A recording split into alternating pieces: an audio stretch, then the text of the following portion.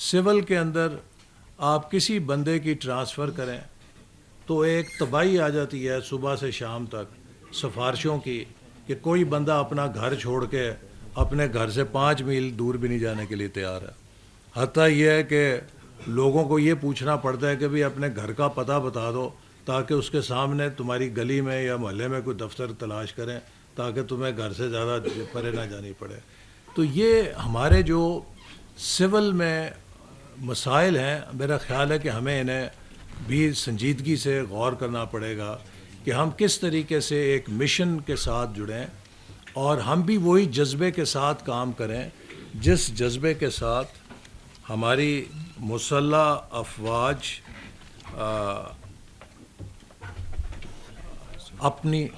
اپنی جنگ جو ہے وہ لڑتی ہے. میں اپنے حلقے میں ایک شہید کے گھر تعزیت کرنے گیا. اس ماں کا بیٹا بلوچستان میں شہید ہوا اور تب شہید ہوا کہ جب وہ اپنی یونٹ سے چھٹی لے کر اپنی چھٹی پر گھر آنے کے لیے روانہ ہوا اور اس نے وہاں سے چلنے سے پہلے اپنی ماں کو فون کر کے بتایا کہ وہ کل واپس آ رہا ہے اور اس کی ماں نے اس کے لیے بڑے شوق سے کھانے تیار کیے. لیکن جو ہی وہ اپنی یونٹ سے نکلا تو ایک آئی ڈی کے ذریعے بلاسٹ کیا گیا، وہ اور اس کے ساتھی اس گاڑی میں شہید ہو گئے. تو اگلے دن اس ماں کے گھر کے آنگن میں اس کے بیٹے کی میت پڑی تھی. تو آپ سوچ سکتے ہیں کہ اس ماں کے کیا جذبات ہوں گے. تو میں نے جب اس والدہ سے تعزیت کی تو اس کی آنکھوں میں آنسو نہیں تھے. اس نے بڑے فخر سے مجھے کہا کہ آپ میرے سے افسوس نہ کریں، مجھے مبارک دیں کہ میرا بیٹا شہید ہوا ہے اور اس وطن کے لیے شہید ہوا ہے. تو آپ یہ دیکھیں کہ میں اسی وقت اس سوچ میں پڑ گیا کہ کیا اس ماں کے سینے میں لوہے کا دل ہے یا انسانوں جیسا ہمارا ہی دل ہے. یہ وہ جذبہ ہے، اس جذبے نے مارکہ حق جتایا ہے اور اسی طرح کی قربانی کا جذبہ ہمیں مارکہ ترقی کے لیے بھی چاہیے کہ ہم اپنے مفاد کو، اپنے انٹرسٹ کو اپنے ملک کے مفاد کے تابع کریں. اور اگر ہم سب مل کر ملک کے مفاد کے لیے جدوجہد کریں، مجھے یقین ہے کہ 10 سالوں کے اندر ہم پاکستان کی کایا پلٹ سکتے ہیں. پاکستان دنیا کے صف اول کی معیشتوں میں آ سکتا ہے چونکہ ہمارے پاس اتنا کچھ ہے اللہ تعالیٰ کی طرف سے دیا گیا کہ اس کی کوئی کمی نہیں ہے. میں آپ کو ایک مثال دینا چاہتا ہوں. میں میری بڑی ایک آبسیشن تھی. چین ہمارا برادر ملک ہے، اس نے بڑی بے مثال ترقی کی اور یہ اب ایک پرانی کہانی ہو گئی ہے. نئی کہانی جو ہے وہ ہے ویتنام کی، کہ جو سن 2000 میں ہماری ایکسپورٹ غالباً $5 ارب تھیں، ان کی $2.5 ارب تھیں.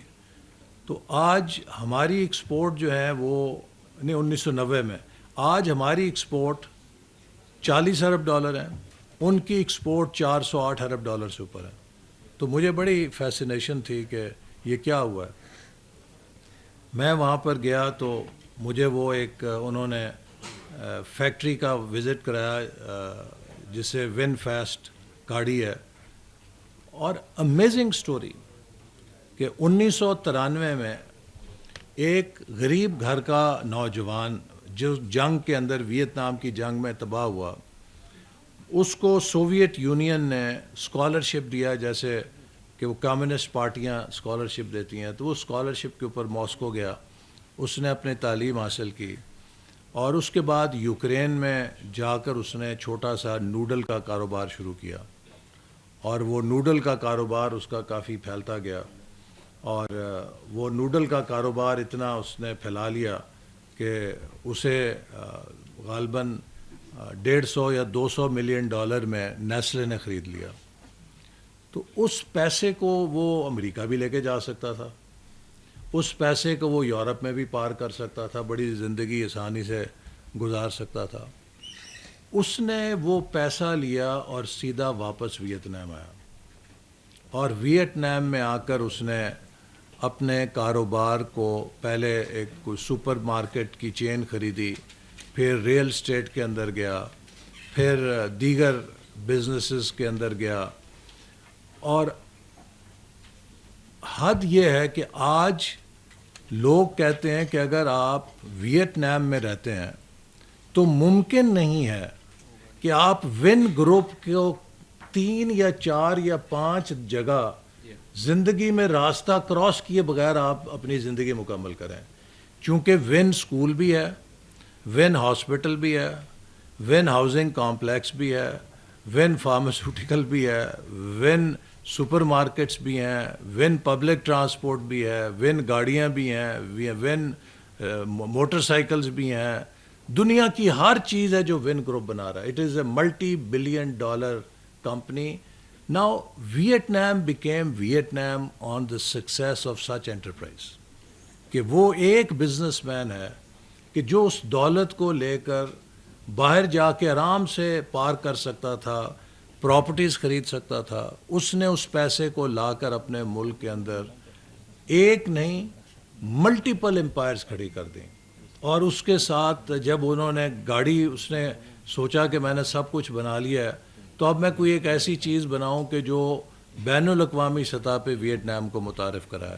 تو اس نے ایک انجینئرز کی ٹیم اسمبل کی جرمنی سے اور کچھ ممالک سے. انہوں نے کہا جی گاڑی ڈیزائن کرو، اور گاڑی ڈیزائن کی، ون فاسٹ بنائی. پہلے انٹرنل کمبشن انجن کی بنائی، پھر جب اس نے دیکھا کہ اب یہ ای وی آ رہی ہے اس نے کہا جی چینج کرو ای وی.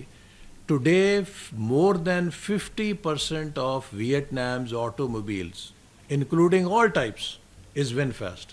اس کی ای وی جو ہے مور دین 50% مارکیٹ شیئر ہے. دیکھیے these are the stories that we need to copy and emulate in Pakistan. کاش ایک ون گروپ پاکستان میں بن جائے اور ہم اس کے ذریعے کہاں سے کہاں پہنچ سکتے ہیں. تو اس کے لیے ہمیں مل کے کام کرنا ہے. مجھے اس بات کا احساس ہے کہ بدقسمتی سے ہمارا جو انتظامی ڈھانچہ ہے وہ پرو بزنس نہیں ہے، وہ اینٹی بزنس ہے.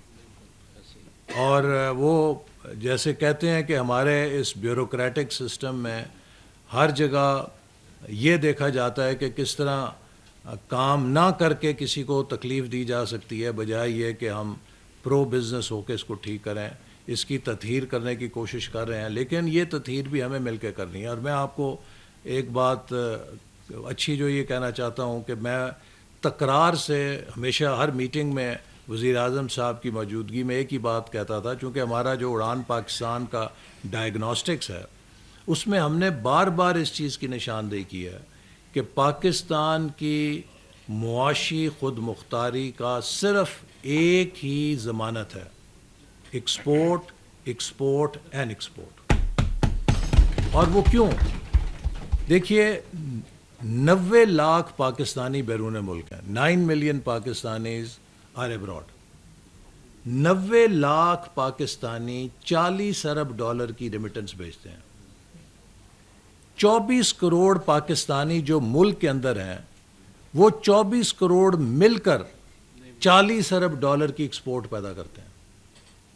اب آپ خود سوچئے کہ کہاں 90 لاکھ پاکستانی ملک کو 40 ارب ڈالر کما کے دیتے ہیں، اور ان 90 لاکھ کے مقابلے میں 24 کروڑ جو پاکستانی ہم پاکستان میں بیٹھے ہیں ہم بھی 40 ارب ڈالر ہی کما کے دیتے ہیں برآمدات کے ذریعے، جو کہ ہمارے پوٹینشیل کے اوپر ایک بہت بڑا سوالیہ نشان ہے کہ جس ملک کے پاس اتنے وسائل ہوں، زراعت کی بنیاد ہو، صنعت کی بنیاد ہو، سروسز کی بنیاد ہو، ٹیکنالوجی کی بنیاد ہو، اگر ہم صرف 40 ارب ڈالر کی ایکسپورٹ کر رہے ہیں تو یہ ایک بہت بڑا سوالیہ نشان ہے. ہمیں اس 40 ارب ڈالر کو 400 ارب ڈالر میں تبدیل کرنا ہے جیسے ویتنام نے کیا. اور یہ کوئی بڑی بات نہیں ہے کہ ہم یہ نہ کر سکیں. میں آپ کو کئی مثالیں دے سکتا ہوں. ہم نے ایک ایکسپورٹ کلچر ہی نہیں پیدا ہونے دیا اس ملک میں. ابھی پچھلے دنوں گجرانوالے چیمبر نے ایک ایگزیبیشن کی اسلام آباد میں اپنے بزنس، وہاں پہ جو بزنسز کی تھی. اسی طرح میں کئی اور چیمبرز کی ایگزیبیشنز میں جاتا ہوں. دنیا کی بہترین کوالٹی کا مال ہمارے لوگ بناتے ہیں. ان کی کرافٹس مین شپ، ورک مین شپ، ان کے جینیس میں کوئی فرق نہیں ہے. اب میں ان سے سوال کرتا ہوں، اچھا یہ بتائیں آپ ایکسپورٹ کتنی کر رہے ہیں؟ ہاں جی سوچ رہے ہیں. اچھا جی کتنی ایکسپورٹ کر رہے ہیں؟ ہاں بس یہ جی ابھی شروع کی ہے، کچھ سوچ رہے ہیں. میں نے کہا یار یہ سوچو نہیں، یہ اب ایکسپورٹ کو ہمیں اسی جذبے سے لینا ہے جیسے ہم نے پاکستان کے ایٹمی پروگرام کو لیا تھا. چونکہ ایکسپورٹ ہماری قومی اقتصادی معاشی خود مختاری کی واحد ضمانت ہے. ہم یہ بانڈ ایشو کر کے، world bank, Asian development bank کے پیسے لے کر، دوست ملکوں کے ڈپازٹ لے کر اپنا ملک کا نظام نہیں چلا سکتے. کتنی دیر چلائیں گے؟ ہمارا بنیادی المیہ یہ ہے کہ we consume more than we produce, both in physical terms and in external sector. ملک کے اندر ہمارے اخراجات جو ہم ٹیکس اکٹھا کرتے ہیں اس کے مقابلے میں بہت زیادہ ہیں. سو ایک فسکل ڈیفیسٹ ہے. اور ایکسٹرنل سائڈ پہ ہم جو کچھ امپورٹ کرتے ہیں اس کے مقابلے ہماری ایکسپورٹ بہت درجے کم ہے، اس سے خسارہ ہوتا ہے. اس خسارے کے لیے ہمیں کبھی IMF کا سہارا لینا پڑتا ہے، کبھی دوست ملکوں سے جا کے کہنا پڑتا ہے کہ آپ ہمارے پاس تھوڑی بہت ڈپازٹ کر دیں. کوئی عزت کی بات تو نہیں ہے وہ. یا پھر ہمیں بانڈ ایشو کرنا پڑتا ہے، لون لینا پڑتا ہے، اس کو بھی پے بیک کرنا اور لائبلٹی بڑھ رہی ہے. سو دنیا میں واحد راستہ کیا ہے؟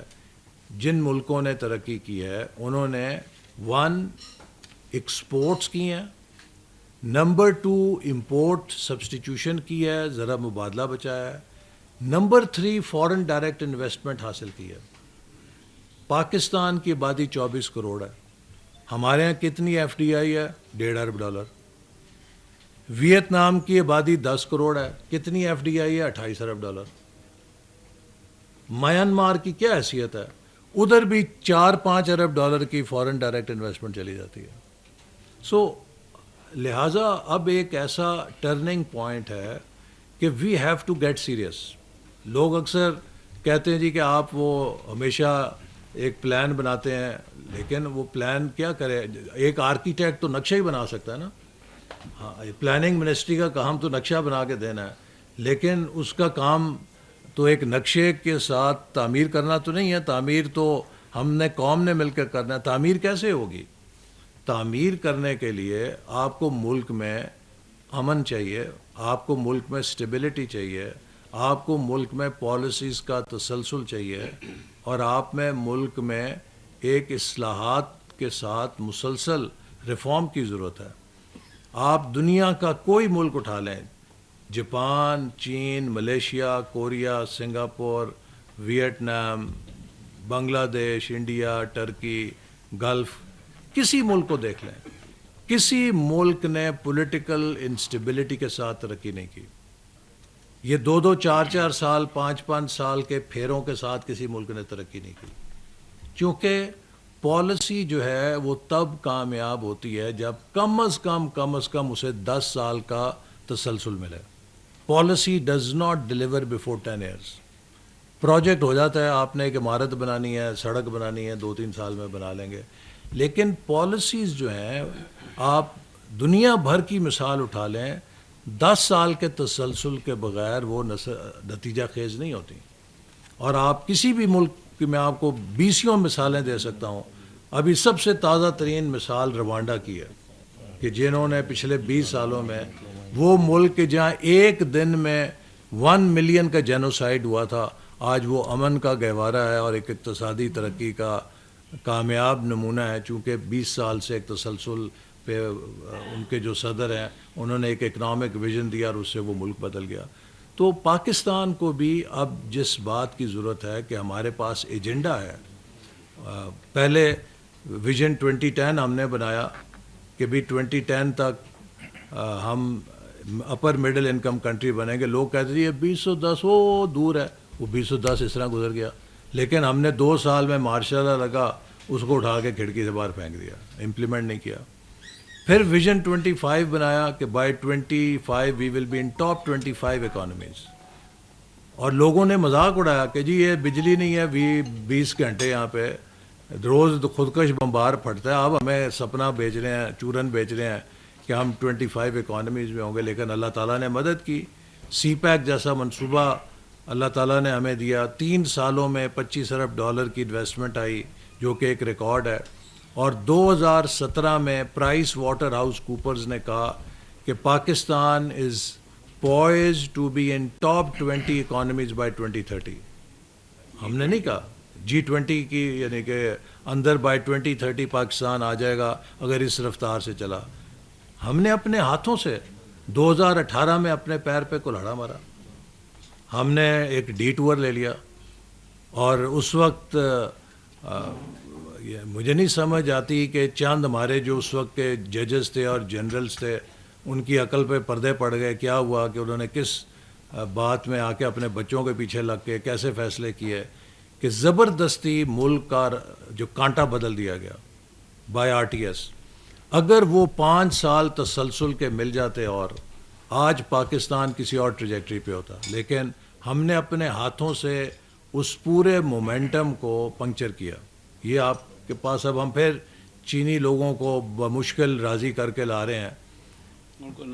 یعنی کہ 2017-18 میں اگر آپ کراچی سے اسلام آباد کسی پرواز میں ہوتے, آپ کو 10-12 چینی ہر فلائٹ میں نظر آتے تھے. Every where they were business man looking for opportunity. کیوں؟ پریزیڈنٹ شی جن پنگ نے انہیں کہا تھا جاؤ جا کے پاکستان میں انویسٹ کرو. دے ور لوکنگ فار اپرچونیٹیز. وہ اسپیشل اکنامک زون بنانے آ رہے تھے. کیا ہوا؟ ہمیں تو چور ڈاکو بنایا, ہمارے ساتھ سی پیک کو بھی چور ڈاکو بنا دیا, اسکینڈلائز کر دیا. اس کے خلاف ایسے بیہودہ اسکینڈلس بیانات دیے کہ وہ سارے چینی انویسٹر ایک ایک کر کے بھاگ گئے یہاں سے, کوئی ویٹنام, کوئی کمبوڈیا, کوئی لاؤس. تو میرا مقصد ہے کہ ہمیں اپنی تاریخ سے سیکھنا چاہیے کہ ہمیں shooting in our own feet کا اب سلسلہ بند کر کے یکسو ہو کر صرف ایک اقتصادی لانگ مارچ پہ فوکس کرنا چاہیے. دیر از نو شارٹ کٹ. دنیا میں ترقی کا کوئی شارٹ کٹ نہیں ہے. یہ 10 سے 15 سال کا مجاہدہ ہے, ہر ملک نے کیا ہے. جب تک ہم یہ نہیں کریں گے اسی طرح دائروں کے سفر میں پھنسے رہیں گے. تو لہٰذا جیسے میں نے کہا آپ سے کہ میں ہمیشہ ہر میٹنگ میں اس بات کو اٹھاتا تھا کہ ہمیں اگر اکنامک ساورینٹی لینی ہے تو export is the only method, only window جس سے مل سکتی ہے. We have to unleash our full export potential. تو پچھلے ہفتے پھر پرائم منسٹر صاحب نے میری ذمہ داری لگائی. انہوں نے کہا جی کہ آپ with in 2 to 3 weeks consult کریں سب سے.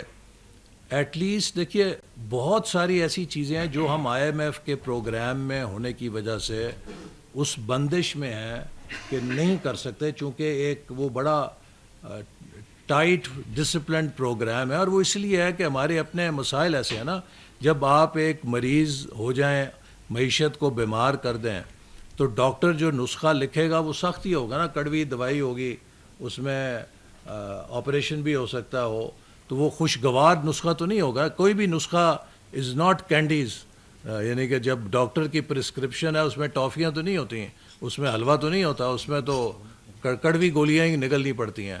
تو IMF کا بھی جو نسخہ ہوتا ہے وہ ایک کڑوا نسخہ ہی ہوتا ہے, جسے آپ کو نگلنا پڑتا ہے تاکہ آپ صحت یاب ہو سکیں. تو لہٰذا یہ ایک ہماری بندش ہے. لیکن میں سمجھتا ہوں کہ اس بندش کے اندر رہتے ہوئے بہت سارا موقع اور اپرچونٹی ہے جو ہم اپنے بیوروکریٹک سسٹم کے ریڈ ٹیپ کو ختم کر کے انلیش کر سکتے ہیں. جو ہمارا پوٹینشیل ہمارے اپنے ریگولیشن نے, ہماری اپنی غیر ضروری جو بندشیں ہیں, اس نے جو آبسٹیکلز کھڑی کی ہوئی ہیں, جو روڈ بلاکس لگائے ہوئے ہیں, ان کو ہٹانے میں تو IMF نہیں ہمیں روکتا. تو لہٰذا پرائم منسٹر صاحب نے پھر کہا کہ آپ 2 ہفتوں میں ایک رپورٹ دیں کہ جس سے ہم یہ دیکھیں کہ ایکسپورٹس کے اندر کہاں کہاں ریڈ ٹیپ ہے, کہاں کہاں انڈیو ریگولیشن ہے, اور کدھر کدھر ہم فیسیلیٹیشن کر سکتے ہیں کہ جس سے ایکسپورٹ کو ہم پروموٹ کر سکیں. تو میں آپ کو پہلی چیز تو یہ کہوں گا کہ آپ اس میں رہنمائی کریں ہماری، جیسے آپ نے بجٹ کے لیے بھی پروپوزلز بنائے ہیں، مختلف جو کیٹیگریز ہیں ان سب کے ساتھ مل کر جو ایکسپورٹرز ہیں بتائیں کہ ان کو کس طرح فیسیلیٹیشن کی جا سکتی ہے in terms of at least جو ایڈمنسٹریٹو میجرز ہیں، کہ جہاں پہ انہیں انڈیو رکاوٹوں کا سامنا ہے، انڈیو ہیرسمنٹ کا سامنا ہے، انڈیو این او سیز کا سامنا ہے، کس طریقے سے ہم ان کے راستے کے پتھر ہٹا سکتے ہیں، کس طرح سے ہم سرخ فیتہ کاٹ سکتے ہیں، we can make their life simpler so that they can export more.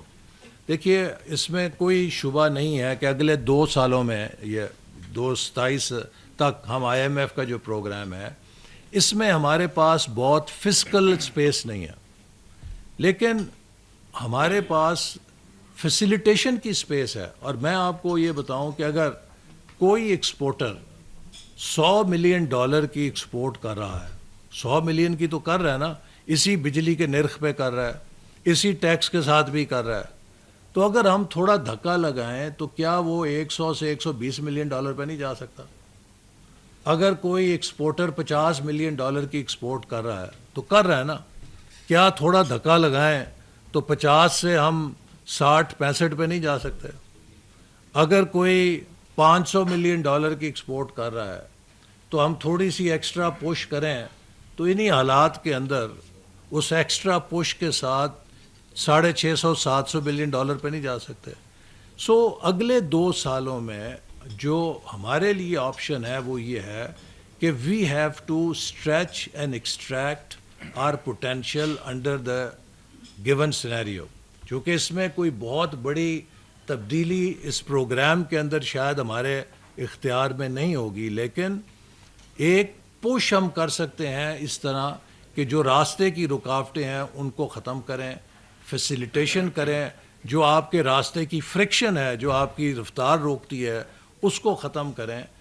Once we are through with the IMF program, yes, then we can go for more radical reforms. And then we can go on the path of acceleration کہ کس طریقے سے ہم 100 million سے 200 پہ جائیں، 200 سے 400 پہ جائیں، وہ ایک فاسٹ ٹریک پہ جا سکتے ہیں. So it has to be a phased approach. لیکن الٹیمیٹلی ہمیں 2035 تک $100 ارب کی ایکسپورٹ حاصل کرنا ہمارے لیے اتنا ہی ضروری ہے جتنا ایٹمی صلاحیت اس ملک کے دفاع کے لیے ضروری تھی. There is no escape. معاشی خود مختاری کے لیے it has to become our national mission. And therefore I have requested, جہاں بھی میں جاتا ہوں، کہ ہر چیمبر جو ہے وہ ہمارے ساتھ مل کر اس پہ رہنمائی کرے. ایف پی سی سی آئی کو ہم نے دعوت دی ہے کہ چیمبرز کے ساتھ مل کر ہر ڈسٹرکٹ کا ایکسپورٹ پلان بنائے. ہر ضلع کے اندر ایسی پروڈکٹس ہیں وچ کین بی ایکسپورٹڈ، چاہے وہ ہینڈی کرافٹس ہیں، چاہے وہ لوکل وہاں کا کوزین ہے، چاہے وہ لوکل گارمنٹس ہیں، چاہے وہ کوئی پروڈکٹ ہے، چاہے فروٹ ہیں، چاہے ویجیٹیبل ہیں، چاہے کوئی ایگزاٹک مٹیریل وہاں پہ کیا کہتے ہیں وہ ان کی ہربز ہیں، کوئی جڑی بوٹی ہے، لائف سٹاک ہے. پاکستان کے ہر ضلع میں ایکسپورٹیبل آئٹم موجود ہے، لیکن جو کمی ہے ہم نے ان کو صحیح طرح ویلیو ایڈیشن کی طرف نہیں لے کر گئے. اگر ہمارے پاس پروڈکٹ ہے تو ہم اسے پروسیس نہیں کرتے، اگر ہم اسے پروسیس کرتے ہیں تو ہم اسے صحیح طرح سے پیکج نہیں کرتے. اب اگر اسے پیکج کرتے ہیں تو ہم اسے صحیح طرح سے پلیس نہیں کر سکتے. اگر ہم اسے پلیس کر سکتے ہیں تو پھر ہمیں وہاں کی جو برانڈنگ ہے، پروموشن ہے، اس میں کمی ہے، یا پھر ہمارے پاس کمپلائنس کی کمی ہے کہ جو اس مارکیٹ کے سرٹیفیکیشن یا کمپلائنس کی ضرورت ہوتی ہے. تو this value chain has to be completed. مجھے بتائیں کہ وزیر آباد میں کٹلری بنتی ہے، بہترین بنتی ہے، اس میں سیالکوٹ میں بنتی ہے، کیوں نہیں ہمارے پاس؟ اگر ہم یہ کہیں کہ دنیا کی کٹلری کا مارکیٹ شیئر ہمارے پاس کتنا ہے؟ نیگلیجبل. وائی کی not we scale up? Because ہم جو مٹیریل استعمال کرتے ہیں شاید اس کی کمپلائنس ہم نے نہیں لی ہوگی، کہ جو اس میں پروسیسنگ ہے اس کی کمپلائنس نہیں ہوگی، لہٰذا وہ ایکسپورٹ نہیں ہو سکتی. تھوڑی ایفرٹ کریں، وہ سرٹیفیکیشن لیں، وہ کمپلائنس لیں تو مارکیٹ کھل جائے گی. اسی طرح گجرات میں کب سے فین انڈسٹری ہے, نسل در نسل فین انڈسٹری ہے. What is our market share in the global fan industry? Negligible.